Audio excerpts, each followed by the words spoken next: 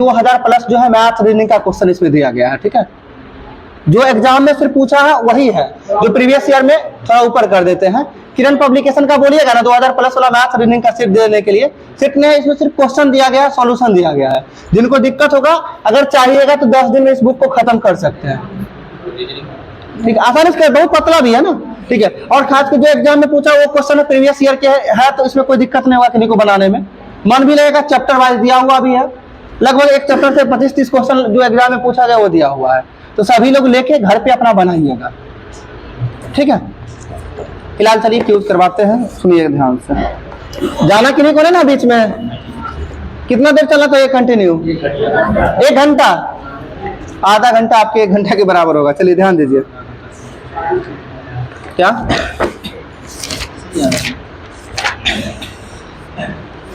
चलिए बताइए, पहला, सबसे पहला सुशासन दिवस किस तिथि को मनाया जाता है?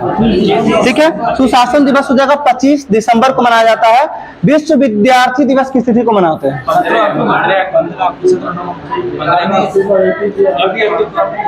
विद्यार्थी दिवस 17 नवंबर। और बताया राष्ट्र विश्व शिक्षा दिवस कब मनाया जाता है? शिक्षा, शिक्षक ने पूछा है, शिक्षा 11 नवंबर ना, 11 नवंबर को विश्व शिक्षा दिवस मनाया जाता है। ठीक है, चलिए आगे बताना, विश्व मृदा दिवस कब मनाया जाता है? 5 दिसंबर को विश्व मृदा दिवस मनाया जाता है। अंतर्राष्ट्रीय ओजोन परत संरक्षण दिवस 16 सितंबर। अंतर्राष्ट्रीय बाघ दिवस 29 जुलाई को मनाया जाता है। सही। आगे बताना, राष्ट्रीय सांख्यिकी दिवस, राष्ट्रीय सांख्यिकी दिवस 29 जून, जो किनके जन्म दिवस के अवसर पर? पीसी महालनोबिस के जन्म दिवस के अवसर पर मनाया जाता है। ठीक है, चलिए आगे बताना है, नागरिकों के लिए जो है एक समान सिविल संहिता किस आर्टिकल में है? अनुच्छेद 44 में है। और एकमात्र भारतीय राज्य जिसमें लागू है ये गोवा राज्य हो जाएगा। ठीक है, चलिए आगे आपको बताना है, भारतीय संविधान के जो है किस भाग में समान नागरिक संहिता का उल्लेख किया गया है? भाग 4 में। भारतीय किसमें हो जाएगा? भाग 4 में समान नागरिक संहिता का जो है उल्लेख किया गया है। आगे आपको बताना है, कृषि एवं पशुपालन किस आर्टिकल में है? अनुच्छेद 48 में है। ठीक है, आप लोग के बीच में अभी एक स्टेशन मास्टर साहब आए हैं, विकास जी, कहाँ गायब रहते हैं? ठीक, आइए आगे आइए, बैठिए। ठीक है, क्या हुआ? बेंगलोर बोर्ड में स्टेशन मास्टर जो है लगभग शायद सब कुछ क्लियर हो चुका है, ट्रेनिंग पे नहीं गए हैं। ठीक है, आगे बताइएगा। अभी पूछे कृषि एवं पशुपालन किस अनुच्छेद में है? 48 में है। ठीक है, अनुच्छेद 48 में है। आगे बताना है, बालकों के लिए निःशुल्क और अनिवार्य शिक्षा का प्रबंध किस अनुच्छेद में किया गया? अनुच्छेद 45 में हो जाएगा। सही है। राष्ट्रीय महत्व के स्मारकों का संरक्षण किस अनुच्छेद में है? अनुच्छेद 49 में हो जाएगा, राष्ट्रीय महत्व के स्मारकों का संरक्षण। आगे आपको बताना है, ज्वार जो है ये किस फसल है, यानी कासी फसल है? नहीं, ज्वार को ऐसे बोलते हैं ना, इसमें बताना कौन किस प्रकार के फसल में आता है? खरीफ रबी में बताना ना। ठीक है, ज्वार जो है खरीफ फसल है। सही है। आगे आपको बताना है जी, खरीफ फसल के अंतर्गत जो है, यानी इस खरीफ फसल के जो किस मंथ में बोया जाता है ये बता दीजिए। तो जून जुलाई में बोया जाता है खरीफ। ठीक है, जून जुलाई में जो है बोया जाता है खरीफ फसल, और इसे सितंबर अक्टूबर में जो है काट लिया जाता है। और ये जो है यानी खरीफ फसल को जो है वर्षा काल की फसल भी कहा जाता है। यानी आप जानते हैं जून में क्या होता है, मानसून के प्रवेश हो जाती है, मानसून जून के बाद तो वर्षा शुरुआत होती है, तो वर्षा काल की फसल किसको बोलते हैं? खरीफ फसल। धान बताइए किसके अंदर आएगा? खरीफ। आप एक समय को देखते हुए आप फाइंड कर सकते हैं किसके अंतर्गत आएगा ये। क्या गन्ना की यदि हम बात करते हैं तो गन्ना ऐसे बोला जाए, जिसका समझिए नवंबर दिसंबर में लगभग समझिए ना कि बोया भी जाता है, और जनवरी के आसपास में लगभग जो है काटा भी जाता है। तो अगर सर देखा जाए तो ये रबी फसल के अंतर्गत आएगा। वैसे मक्का मकई दोनों अलग अलग है। ठीक, क्या हुआ? मक्का खरीफ फसल होगा, मोटा। आगे आपको बताना है, सरसों कैसा फसल है? रबी फसल होगा। गेहूं कैसा होगा? रबी ही हो जाएगा। सही। आलू रबी हो जाएगा, क्योंकि जो ठंडे के समय में जो समझ लीजिए वो सब रबी फसल के अंतर्गत चला जाता है। आगे बताना, भारत में जो है राष्ट्रीय लघु उद्योग दिवस हर वर्ष किस तिथि को मनाते हैं? राष्ट्रीय लघु उद्योग दिवस जो है हर वर्ष किस तिथि को मनाते हैं? जी अगस्त में ही है, 30 अगस्त को मनाते हैं, 30 अगस्त को मनाते हैं। सही है। आगे आपको बताना है, संयुक्त राष्ट्र ने जो है MSME यानी सूक्ष्म लघु और मध्यम उद्यम दिवस के रूप में किस तिथि को मनाने की घोषणा की? ये 27 जून को किया है, 27 जून, ठीक है। चलिए आगे बताना है, पंचायत समिति यानी पंचायतों का जब गठन हो जाता है तो गठन के बाद जो है इसकी अध्यक्षता कौन करता है? पहला बात ग्राम सभा के पंचायत समिति की पहली बैठक की अध्यक्षता जो है अनुमंडल दंडाधिकारी करते हैं। कौन करते हैं? अनुमंडल दंडाधिकारी करते हैं इसका। आगे आपको बताना है,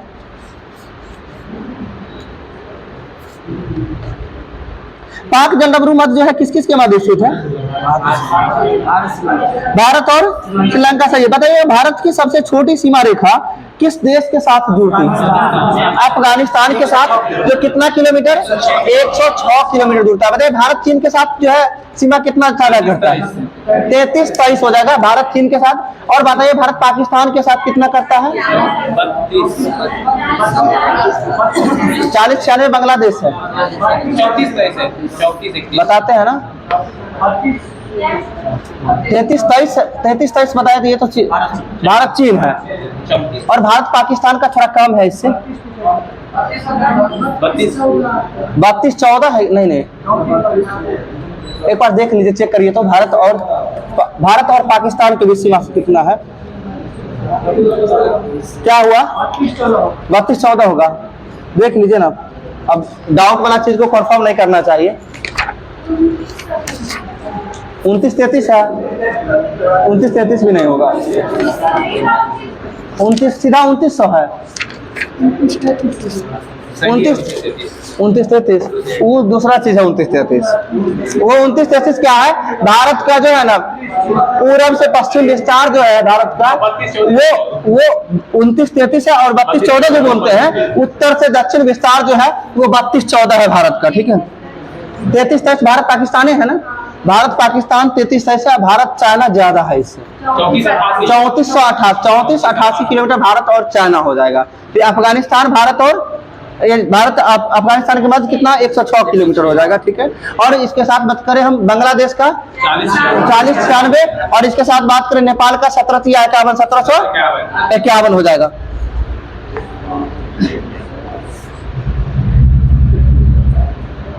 बताइएगा गौतम बुद्ध ने जो अपना शिक्षा जो दिया था, प्रथम बार शिक्षा किस भाषा में दिए थे? पाली भाषा में दिए थे, ठीक है। आगे आपको बताना है, और गौतम बुद्ध ने प्राकृत भाषा में शिक्षा प्राकृत भाषा में भी दिए थे, और आम जनता को जो शिक्षा दिए थे वो पाली भाषा में दिए थे। आगे आपको बताना बौद्ध धर्म के संस्थापक कौन थे? लाइट बताइएगा एशिया का ज्योति पुंज किसे कहा जाता है? गौतम बुद्ध को बताया। बौद्ध धर्म में प्रवेश के लिए न्यूनतम आयु 15 वर्ष होता है। और बौद्ध धर्म में के जो है नियम संबंधित व्याख्या जो किस पुस्तक में किया गया है? त्रिपिटक के अंतर्गत अभिधम्म पिटक, सॉरी विनय पिटक में किया गया है। यानी बौद्ध धर्म के नियम संबंधित व्याख्या जो किस में किया गया है? विनय पिटक में किया गया। और विनय पिटक के लेखक कौन है? उपाली। विनय पिटक के लेखक उपाली। सुत्त पिटक के लेखक आनंद हो जाएंगे। कौन होंगे? आनंद हो जाएंगे, ठीक है। और सुत्त पिटक में किसके बारे में चर्चा की गई है? उपदेश, यानी गौतम बुद्ध के द्वारा जितने भी उपदेश दिए गए हैं उसके बारे में चर्चा किसमें किया गया है? सुत्त पिटक में किया गया है। और एक त्रिपिटक में कौन तीसरा पिटक होता है? अभिधम्म पिटक। और अभिधम्म पिटक की रचना किसके द्वारा? मोगलीपुत्तिस के द्वारा। मोगलीपुत्तिस के द्वारा। बताना है आपको पाली बौद्ध संगीति में किस किस त्रिपिटक में से किसका किसका रचना हुआ था? पाली बौद्ध संगीति में 2 पिटक का रचना हुआ था। एक तो जो है पहला हो गया आपका सुत्त पिटक, दूसरा विनय पिटक। यानी विनय पिटक की रचना किस बौद्ध संगीति में हुआ था? प्रथम बौद्ध संगीति। और जो है तीसरी बौद्ध संगीति में एक तीसरे त्रिपिटक की रचना हुआ था जिसका नाम अभिधम्म पिटक। और तीसरी बौद्ध संगीति की अध्यक्षता किसके द्वारा किया गया था? मोगलीपुत्तिस के द्वारा। और मोगलीपुत्तिस के द्वारा लिखा गया भी था ये पुस्तक, ठीक है। चलिए आगे आपको बताना है बौद्ध धर्म के त्रिरत्न कौन कौन से हैं?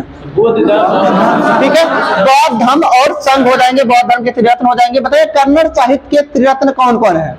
कन्नड़ साहित्य के त्रिरत्न कौन कौन है? पंपा पुण्य रत्न हो जाएंगे। पंपा पुण्य रत्न हो जाएंगे, ये कन्नड़ साहित्य के त्रिरत्न है। जैन धर्म के त्रिरत्न कौन कौन से हैं? ठीक है, सम्यक ज्ञान, सम्यक आचरण, सम्यक दर्शन। यानी सम्यक ज्ञान, सम्यक दर्शन, सम्यक आचरण, ये जो है जैन धर्म के त्रिरत्न है, ठीक है। चलिए आगे आपको बताना है बहादुर शाह जफर का मृत्यु कब हो गया था? 1862 में। कहा में? रंगून में हो गया था, सही है। रहेगा रंगीला बादशाह के रूप में किसको जानते हैं? मोहम्मद साहब को जानते हैं, सही है। आगे आपको बताना है अंतिम मुगल सम्राट कौन थे? बहादुर शाह जफर। और बताइए बहादुर शाह जफर जो है किनके पुत्र थे? बहादुर शाह जफर औरंगजेब। अकबर द्वितीय के पुत्र थे। ध्यान रखना है, बहादुर शाह जफर जो है किसके पुत्र थे? अकबर द्वितीय के पुत्र थे। ठीक है, चलिए आगे आपको बताना, लाल किला स्थित हीरा महल का निर्माण किसने करवाया था? लाल किला, लाइट आ जाएगा, वो लाइट कटा हुआ है, आ जाएगा जस्ट, वो नहीं हुआ है, लाइन कटा हुआ, इन्वर्टर प्रिंटर का लाइन दे दिया है इसलिए आ गया। अच्छा फैन ऑफ कर दीजिए, वैसे गर्मी तो नहीं लग रहा है ज्यादा? नहीं, फैन ऑफ कर दीजिए ना, थोड़ा बोलना भी कम एनर्जी से पड़ेगा। क्या हुआ? आ जाएगा, वो प्रिंटर का लाइन दे दिया गया है जिस वजह से दिक्कत है। लाइटों सब ऑफ कर दिए, जिसे बी लिखा होगा देखिए ना ऐप। ठीक, अच्छा कोई बात। चलिए बताइए, जो है अभी पूछ रहे थे आपसे, बहादुर शाह जफर किसके पुत्र थे? अकबर द्वितीय के पुत्र थे। चलिए बताइए, मुगल वंश के संस्थापक कौन थे? बाबर कब किए थे? 1526 में किए थे। ठीक है, कोई बात नहीं है। पानीपत की प्रथम लड़ाई कब हुआ था? 1526। अगर तिथि की बात करें तो 21 अप्रैल 1526 को किसके किसके मध्य? बाबर एवं इब्राहिम लोदी के मध्य हुआ था। ठीक है, आगे बताना है, बाबर के द्वारा लड़े गए युद्धों का क्रम पूछा जाता है। दूसरा युद्ध कौन था बाबर के द्वारा लड़ा गया? खानवा का युद्ध। ठीक है, बताइए बाबर ने जो है किस युद्ध के बाद जिहाद का नारा दिया था? खानवा का युद्ध। देखो बाबर के द्वारा जो है पानीपत की प्रथम लड़ाई किस पद्धति पे जीती गई थी? तुलनुमा पद्धति पे जीती गई थी। ठीक है, जिसमें बारूद का प्रयोग सबसे पहला किस युद्ध में किया गया था? पानीपत की प्रथम युद्ध में ही किया गया था। आगे आपको बताना है, दूसरा युद्ध बाबर के द्वारा कौन? खानवा का। और खानवा का युद्ध किसके किसके मध्य हुआ था? बाबर और राणा सांगा के मध्य। किसके मध्य हुआ था? बाबर और राणा सांगा के मध्य हुआ था खानवा का युद्ध। तीसरा युद्ध बताइएगा कौन था? चंदेरी का युद्ध। चंदेरी का युद्ध बाबर और मेदिनी राय के मध्य हुआ था। बाबर और मेदिनी राय जो कब हुआ था? 1528 में। और चौथा युद्ध की बात करें 1529 में, कौन सा युद्ध था? घाघरा का युद्ध। आप लोग को समय थोड़ा सा देते हैं, 3-4 सेकंड का बोलने का, बोल लीजिएगा फिर चुप हो जाएगा। हम जब बोले तो सभी लोग को सुनने दीजिएगा। ठीक है, चौथा युद्ध कौन था? घाघरा का युद्ध, जो किसके किसके मध्य हुआ था? बाबर और अफगानों के मध्य हुआ था। और बाबर एक ऐसा शासक हुआ जितना युद्ध लड़ा उतना युद्ध जीता।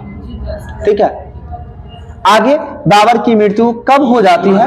1530 में हो जाती है। कब होती है? 1530 में बाबर की मृत्यु हो जाती है। आगे बात करते हैं, बाबर की मृत्यु के बाद जो है गद्दी पर कौन बैठा है? हुमायूं बैठा है। इससे पहले बाबर के पिता का नाम उमर शेख मिर्जा हो जाएगा। ठीक है, हुमायूं के पिता का नाम बाबर ही हो जाएगा। ठीक है, हुमायूं 1530 में गद्दी पर बैठता है और 1531 में एक युद्ध लड़ता है हुमायूं के द्वारा, जिस युद्ध का नाम देवराई का युद्ध, जो कब होता है? 1531 में होता है। और 1533 में हुमायूं के द्वारा एक नगर का स्थापना, जिसे एक भवन के नाम से भी जाना जाता है, दीन पनाह नगर या दीन पनाह भवन की स्थापना कब करते हैं? 1533 में करते हैं। और यह दीन पनाह भवन इसलिए इंपॉर्टेंट होता है, यह एक पुस्तकालय के रूप में काम करता है। और अंततः हुमायूं की मृत्यु वहीं से, यानी कि दीन पनाह भवन के सीढ़ी से गिरकर हो जाती है, जो कि कब हो जाती है? 1556 में हो जाती है। अब आपको बताना है हुमायूं के बारे में। एक इतिहासकार का कहना था, सुन लीजिए पहले, एक इतिहासकार का कहना था कि एक ऐसा शासक जिसका जीवन गिरते पड़ते शुरुआत हुआ और गिरते पड़ते समाप्त भी हो गई, वो इतिहासकार कौन थे? इतिहासकार लेनपुल थे। कौन थे? इतिहासकार लेनपुल के द्वारा कहा गया था। और हुमायूं के द्वारा जो है एक युद्ध के बारे में पूछा जाता है कि हुमायूं के द्वारा कुल कितनी युद्ध लड़ी गई, वो टोटल 4 युद्ध है। और उस चारों युद्ध को एक बार ध्यान से सुनेंगे। पहला युद्ध तो आपको बता चुके हैं, देवराई का युद्ध, जो 1531 में। दूसरी युद्ध की बात करें तो एक ही बार 1539 में लड़ता है, जिस युद्ध का नाम चौसा का युद्ध होता है। और चौसा का युद्ध 1539 में लड़ी जाती है, जो किसके किसके मध्य लड़ी जाती है? शेरशाह सूरी और हुमायूं के मध्य लड़ी जाती है, जिस युद्ध में किसी तरह जान बचा लेता है। यानी कहने का मतलब फिर अगला युद्ध फिर से वो अगला है 1540 में, जो जान बचाकर भाग जाता है। पैसेंस रखिए। इसके बाद जो है 1540 में फिर से एक बार युद्ध होता है, जिस युद्ध में पूरी तरह पराजित हो जाती है, जो अपना जान बचाकर जो है निकल जाता है। और निकलने के बाद फिर जो दूसरा युद्ध कौन सा होता है, कन्नौज या फिर बिलग्राम का युद्ध होता है, कन्नौज या बिलग्राम का युद्ध, जो 1540 में होती है। ध्यान रखना है, हुमायूं के द्वारा 3 युद्ध बताया आपको, पहला देवराई 1531, दूसरा चौसा 1539 और तीसरा कन्नौज या बिलग्राम 1540। 3 युद्ध हो गया। चौथा युद्ध जो होता है जब दूसरी बार यानी सत्ता को हथियाता है, जो कि शेरशाह सूरी का पुत्र का क्या नाम, इस्लाम शाह। इस्लाम शाह उसका नाम था, लेकिन सिकंदर लोदी के साथ लड़ा था वो यार। क्या हुआ, सिकंदर लोदी के साथ युद्ध लड़ा था। इस्लाम शाह तो उसका पुत्र था। नहीं, हम क्या बोले, शेरशाह सूरी के पुत्र का नाम इस्लाम शाह था। जो हम बोल रहे हैं वो सही बोल रहे हैं, ठीक है। 1555 में जो है एक युद्ध होता है जिसका नाम सरहिंद का युद्ध या फिर मच्छीवाड़ा का युद्ध, जो 1555 में लड़ी जाती है, जिस युद्ध में शेरशाह का पुत्र जो होता है इस्लाम शाह पराजित हो जाता है। उसके बाद फिर से सत्ता को हथिया लेता है। और इसलिए आगे चल के एक क्वेश्चन बनता है कि अकबर के जीवन काल का प्रथम युद्ध कौन सा था। वही तो 1555 का हो जाएगा ना, सरहिंद या मच्छीवाड़ा का युद्ध हो जाएगा, जो अकबर के जीवन काल का प्रथम युद्ध हो जाएगा। जीवन काल का मतलब क्या है, अकबर जब से जीना शुरू किया तब से बीच में कौन सा युद्ध लड़ा गया। लोग क्या करते हैं, अकबर के द्वारा लड़ाए गए युद्ध में पहला युद्ध ले लेते हैं। 1556 में कौन सा लड़ाई होती है, पानीपत की दूसरी लड़ाई होती है। लोगों को लगता है कि पानीपत की दूसरी लड़ाई लोग टिक करके निकल जाते हैं। ये ध्यान रखना है, अकबर के जीवन काल का पहला लड़ाई कौन सा हो जाएगा, सरहिंद या मच्छीवाड़ा का युद्ध हो जाएगा, जो कब लड़ा गया था, क्या देखा था। हम क्या बोले, अकबर के जीवन काल का बोले है, देखा था नहीं, लड़ा था या देखा था, क्या फर्क पड़ता है। अच्छा सर, ये मच्छीवाड़ा का और सरहिंद दोनों का डेट अलग है। नहीं, एक ही है। नहीं, हम देखे थे कि दोनों का डेट अलग अलग है, थोड़ा सा ज्यादा नहीं, 5-7 दिन का अंतर है। मच्छीवाड़ा एक ही साथ कंटिन्यू चल रही थी, हो सकता है गैप में कहीं दिया होगा किसी बुक में, वो अलग है। एक के उसी के नेम को नाम को जो है ऑब्लिक करके दिया जाता है, ठीक है। चलिए 1556 हो गया। इसके बाद 1556 के बाद जो है अकबर का राज्याभिषेक होता है, ठीक है। हाँ, अकबर का राज्याभिषेक होता है, कहाँ में होता है, कहाँ में, कालानौर में होता है। और ऐसे अकबर का जन्म कब होता है, 1542 में होता है। कहाँ होता है, अमरकोट में, राजा बिरसाल के भवन में होता है, ठीक है। अच्छा, अकबर का राज्याभिषेक जो होता है 1556 में, राज्याभिषेक के बाद उस किसके संरक्षण में रहते हैं, बैरम खां के संरक्षण में रहते हैं। कब तक रहते हैं, 1556 से लेकर 1560 तक बैरम खां के संरक्षण में रहते हैं। 60 से 62 तक 2 साल इनका ऐसे ही बीत जाता है, जिस काल को 1560 और 62 के शासन काल को कहा जाता है पर्दा का शासन या फिर पेटीकोट का शासन बोला जाता है। कब, किस पीरियड को बोला जाता है, 1560 से 62। और आगे पूछा जाता है क्वेश्चन कि अकबर को हरम दल से मुक्ति किस वर्ष मिलती है, 1562 में मिलती है। अकबर को हरम दल से मुक्ति किस वर्ष मिलती है, 1562 में मिलती है। और हरम दल से मुक्ति के साथ साथ ही 1563 में तीर्थ यात्रा करके समाप्ति करता है। यानी अकबर के द्वारा तीर्थ यात्रा करके समाप्ति कब की जाती है, 1563 में की जाती है। और 1563 तीर्थ यात्रा समाप्त हुआ, जस्ट एक और कर दिखता है जिसका नाम जजिया कर। और जजिया कर को कब समाप्त करता है, 1564 में। इसके साथ ये भी ध्यान रखना है कि जजिया कर को सर्वप्रथम शुरुआत किसके द्वारा की, मोहम्मद बिन कासिम। और मोहम्मद बिन कासिम की बात करते हैं, मोहम्मद बिन कासिम का पहला आक्रमण कब, 711 में, और सफल आक्रमण 712 में होता है, जो कि पहला मुस्लिम आक्रमण की बात करते हैं। मोहम्मद बिन कासिम है, इस्लाम धर्म के प्रचार प्रसार के लिए भारत आया था, और साथ साथ धन दौलत लूट के साथ साथ इस्लाम धर्म के प्रचार के लिए। और सर जिस समय जो है मोहम्मद बिन कासिम भारत पर आक्रमण किया था, उस समय शासक कौन था, दाहिर था, ठीक है, राजा दाहिर था, ठीक है। आगे आपको बताना है ये कि मोहम्मद बिन कासिम के द्वारा जो है किस विजय को लक्ष्य रखा गया था, वो सिंध विजय था।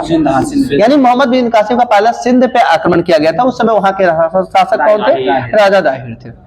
अब आपको आगे बताना है, मोहम्मद बिन कासिम के द्वारा जो है जजिया कर को शुरुआत की गई थी। और आगे चल के पूछा जाता है कि जजिया कर जो है यह ब्राह्मणों पर नहीं लागू हुआ था। यानी बोला जाए तो ब्राह्मणों पर नहीं लागू, कौन लागू किया था, फिरोज शाह तुगलक के द्वारा लागू किया गया था। और दिल्ली सल्तनत का अकबर किसे कहा जाता है, फिरोज शाह तुगलक को ही कहा जाता है। अब आपको बताना है, तो ब्राह्मणों पर जजिया कर नहीं लागू होता था, तो इसको जो मोहम्मद बिन कासिम द्वारा लागू किया गया था, तो किस किस पर नहीं लागू था? ये ब्राह्मण पे नहीं लागू था, महिला पे नहीं लागू था, विकलांग पे नहीं लागू था, बेसहाय पे नहीं लागू था, कहने का बच्चा पे नहीं लागू था, विकलांग पे नहीं लागू था, यानी बहुत से जितनी भी चीजें हैं उन सभी पे नहीं लागू। बहुत से बच्चा, बहुत से विकलांग, बहुत से समझ लिए ब्राह्मण, बहुत से बेसहाय समझ लिए जिसको असहाय सहारा बोलते, जिसको कोई सहारा नहीं हो, ठीक है। हाँ, एक महिला को ऐड कर दीजिए बीच में, क्या हुआ? वृद्ध व्यक्ति, उन सभी पे नहीं लगता था, यानी समझ लीजिए ये सब पे नहीं लगता था, तो बाकी जो है उन सब पे लगता था। तो ब्राह्मणों पे जजिया कर लागू करने वाला कौन सा सका है? तो सका। आगे आप देखते हैं, अभी थे कहां पड़ोस से हम लोग? अकबर में थे। अकबर 1564 में जजिया कर को समाप्त कर दिया, और इसी जजिया कर को आगे फिर चलकर जो है फिर से किनके द्वारा लागू किया गया था? वो औरंगजेब के द्वारा लागू किया गया था। कब किया था? 1679 में। कब किया था? 1679 में जो है औरंगजेब के द्वारा जो है जजिया कर को लागू किया गया था। ठीक, अब आपको बताना है कि औरंगजेब जब जजिया कर लागू किया था तो उसको तो पैसा की कमी हुआ होगा तब ना, ठीक है। इससे पहले 1678 में 1678 में जो है बीबी का मकबरा का निर्माण कार्य प्रारंभ किया था। ये पूछा, हाँ, तो बीबी का मकबरा किनका? औरंगजेब की बीबी का, जिनका नाम क्या था? रबिया उद्दौरानी, मुमताज बोलते हैं, एतमा उद्दौला भी बोलते हैं, ठीक है। उसी का जो है रबिया उद्दौरानी की बात करते हैं, ठीक है। रबिया उद्दौरानी का मकबरा की बात करते हैं, जिसे बोला जाता है बीबी का मकबरा, ठीक है। जिसका निर्माण औरंगजेब के द्वारा कब प्रारंभ किया गया? 1678 में। और देखा कि पासा वासा दिख नहीं रहा, तो सोचा क्या जजिया कर बहुत दिन से बंद है, चलो इसको शुरुआत करते हैं। 1679 में जजिया कर की शुरुआत कर दी कौन? औरंगजेब के द्वारा शुरुआत किया गया था। अब तो इधर हम अकबर के बारे में 1564 जजिया कर को समाप्त किया। अकबर के द्वारा जो है बोला था फतेहपुर सीकरी शहर का स्थापना 1571 में, और फतेहपुर सीकरी में इबादत खाना का स्थापना 1575 में करता है। 1575 में करता है, और इबादत खाना में सभी धर्मों का प्रवेश 1578। इससे पहले जो है अकबर के द्वारा बिहार और बंगाल को कब मिलाया जाता है? 75-76 में मिलाया जाता है, यानी कहीं कहीं 76। हाँ, अकबर के द्वारा जो है 76 में बिहार और बंगाल को मिलाया जाता है। किसमें? तो मुगल साम्राज्य मिलाया जाता है। और इसके साथ साथ ये भी ध्यान रखना है, जम्मू कश्मीर के बारे में पूछा जाता है, कश्मीर को अकबर ने मुगल साम्राज्य में कब मिलाया था? तो वो 88 में मिलाया था। कब मिलाया था? 1588 में मिलाया था। अब है अकबर के द्वारा इबादत खाना का स्थापना कब किया गया? 1575। इबादत खाना में सभी धर्मों का प्रवेश को अनुमति कब दिया? 1578 में। इबादत खाना में सभी धर्मों का प्रवेश की अनुमति कब दिया? 78 में। और जो है मजहर की घोषणा कब किया था? 1579 में किया था।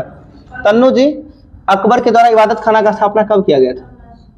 अभी हम अकबर के द्वारा इबादत खाना का स्थापना कब किया गया था?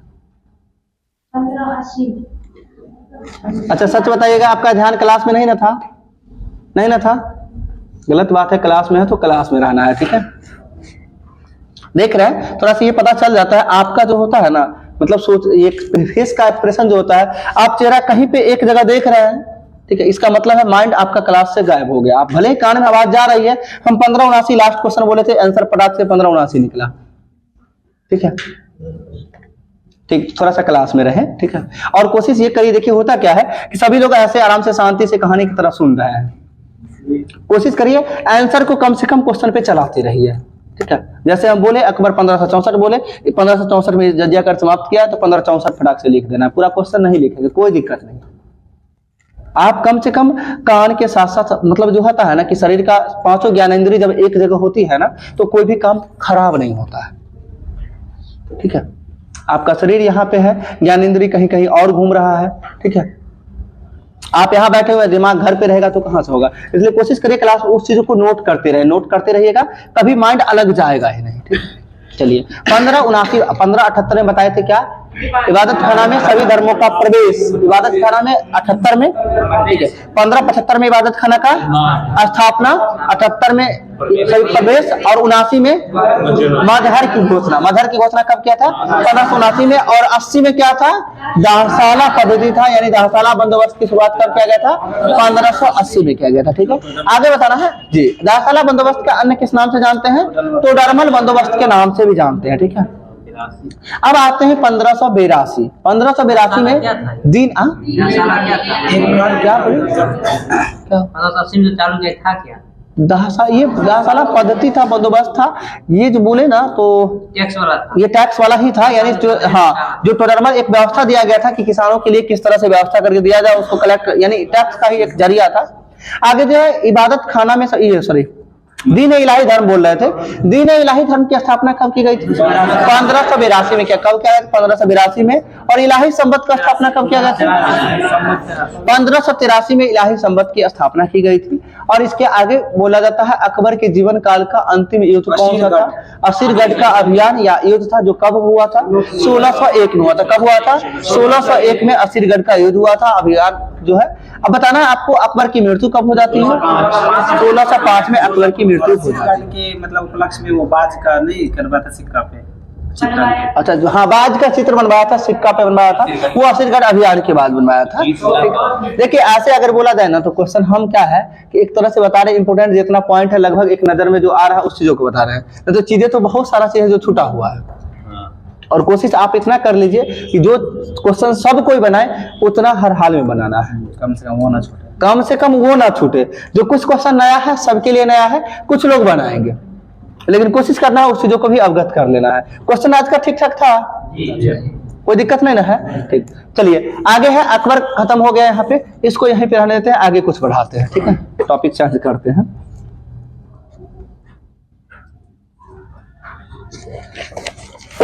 कितना देर हुआ?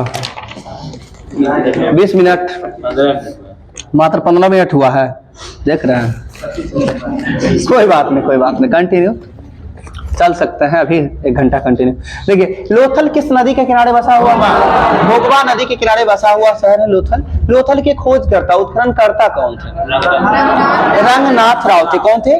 रंगनाथ राव थे लोथल के उत्खननकर्ता। आगे बताना मोहनजोदड़ो किस नदी के किनारे स्थित है? सिंधु नदी के किनारे स्थित है। और मोहनजोदड़ो के उत्खननकर्ता कौन थे? राखाल दास बनर्जी।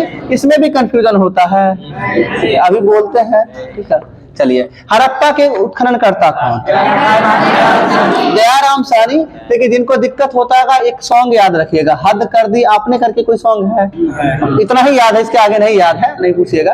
ठीक है, तो हद से याद है, ह से हड़प्पा, द से दयाराम साहनी। तो हड़प्पा का उत्खननकर्ता कौन हो जाएंगे? दयाराम साहनी। और मोहनजोदड़ो के बारे में, मोहनजोदड़ो का कौन हो जाएंगे? राखाल दास। इसमें भी दिक्कत होता होगा तो एक सॉन्ग बहुत पॉपुलर है, क्या है? मोरा पिया घर आया, है ना? तो मोरा से याद रखिएगा, मो से मोहनजोदड़ो, रा से राखाल दास बनर्जी। थोड़ा हंसी आएगा लेकिन जान लीजिए इसमें कम से कम 20 बार हम गलती किए होंगे। सही बता रहे हैं। और कहीं ऐसा नहीं कहीं इससे पहले कहीं सुनने को मिला, खुद ही माइंड में जो आता है ना चलता है, चीजों को रिलेट करके आप कैसे याद रख सकते हैं। आपको एग्जाम में क्वेश्चन सही करना होता है, न कि कैसे सही किया है ये पूछा जाता है। आप मैथ्स का क्वेश्चन नहीं जानते, तुक्का में सही करके आते हैं, रिजल्ट हो जाती है, क्या पूछा जाता है वहां कैसे बना के आए बताइए हमको? नहीं ना। इसलिए क्वेश्चन को हमें सही करना है, और सही करने के लिए कई तरीकाएं हैं। जो तरीका आपको बेहतर होता है आप कैसे भी करके याद कर सकते हैं। बहुत सारा, आप बिलीव नहीं कीजिएगा, बहुत सारा चीज ऐसा है जिसको आप शब्द से रिलेट करके याद किए हुए हैं, और हर कोई करते हैं, करना होता है, जिसको बोला नहीं जा सकता है। आप समझ, लेकिन हमें क्या है उस चीजों को याद रखना है। आप कोशिश करिए, जहां पे दिक्कतें होती है, डाउट होता है, बार बार गलती होती है, कुछ ना कुछ उस पर थोड़ा सा समय दीजिए। एक दिन समय दीजिएगा, आगे गलती नहीं होगी। चलिए आगे बताना है। मोहनजोदड़ो बता दिया आपको, कौन हो जाएंगे? राखाल दास बनर्जी, हड़प्पा दयाराम साहनी। अब नहीं ना गलती होगा कभी। ठीक है, चलिए आगे बात करते हैं। चंद्रहुदुरो के जो है गोपाल मजमूदार होते हैं। और चंद्रहुदुरो किस नदी के किनारे स्थित है? सिंधु नदी के किनारे स्थित है। ठीक है, मोहनजोदड़ो किस नदी किनारे है? सिंधु ही है। और मोहनजोदड़ो, चंद्रहुदुरो और एक है कोटदीजी, जिसके उत्खननकर्ता फजल अहमद है। कोटदीजी के उत्खननकर्ता कौन है? फजल अहमद।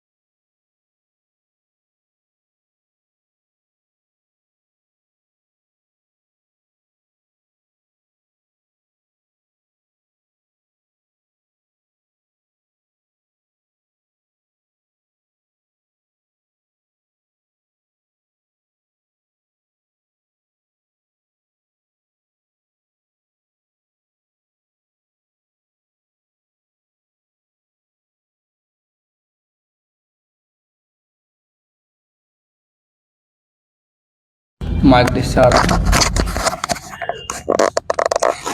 देखिए तो रिकॉर्डिंग चल रहा है वहाँ,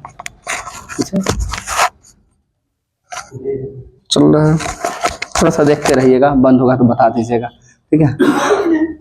कोई बात नहीं है, उसके लिए कोई दिक्कत नहीं, आप लोग की तैयारी ज्यादा जरूरी है, ठीक है, रिकॉर्ड हो या ना हो, ठीक है। चलिए पहला हम बताए लोथल, और लोथल के भोगवा नदी किनारे स्थित है, ठीक है। किनके द्वारा उत्खनन करता? रंगनाथ राव के द्वारा। इससे पहले आइए हड़प्पा, ठीक है, यानी रंगनाथ राव से रिलेटेड रखना है तो लोटा का जो है ना कलर, लोथल को लोटा याद रखिएगा। लोटा का कलर कैसा? लाल कलर का लोटा नहीं ना देखे हैं, लेकिन मिट्टी वाला जो लोटा बनता है ना, जो कुम्हार बनाता है, वो लाल हो जाता है, लाल किया जाता है, तो ध्यान रखिएगा। लोटा कैसा है? लाल है। यानी लोथल और रंगपुर दोनों का जो है उत्खनन करता कौन है? रंगनाथ राव है। नहीं समझे? लोथल और रंगपुर के उत्खननकर्ता कौन हो जाएंगे? रंगनाथ राव हो जाएंगे, रंगनाथ राव हो जाएंगे। यानी लोटा का कलर रंग कैसा है? लाल है। तो लाल यानी ध्यान रखना है, यानी कलरफुल चीज को याद रखें। लोथल और रंगपुर के उत्खननकर्ता कौन हो जाएंगे? रंगनाथ राव हो जाएंगे। आगे मोहनजोदड़ो का अभी बताए थे, कौन हो जाएंगे मोहनजोदड़ो का?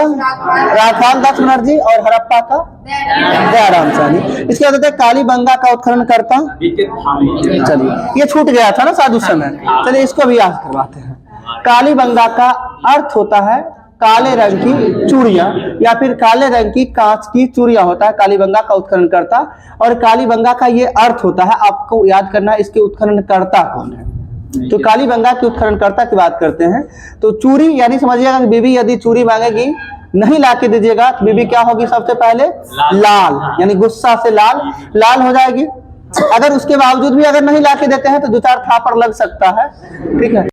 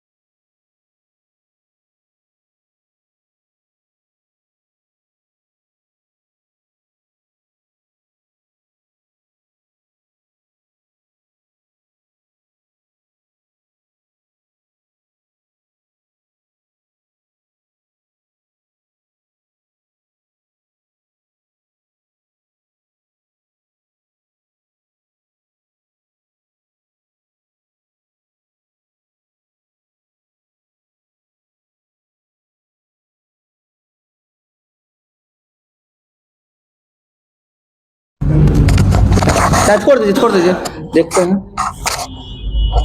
आगे। बताइएगा कोट दीजिए, तभी बता दिए थे फजल अहमद, ठीक है। आलमगीर के इसका भी बता चुके थे, यज्ञदत्त शर्मा आलमगीरपुर। और कहाँ से बताए थे यज्ञदत्त शर्मा? एक जगह और है, बताइए किसका? रोपर का। रोपर और आलमगीरपुर के उत्खननकर्ता यज्ञदत्त शर्मा हो जाएंगे। कैसे याद रखना है? ये लॉजिक रहेगा माइंड में सेट कि रोपेंगे और यज्ञ करेंगे कहाँ में? आलमगीरपुर में। तो आलमगीरपुर और रोपर के उत्खननकर्ता यज्ञदत्त शर्मा। आगे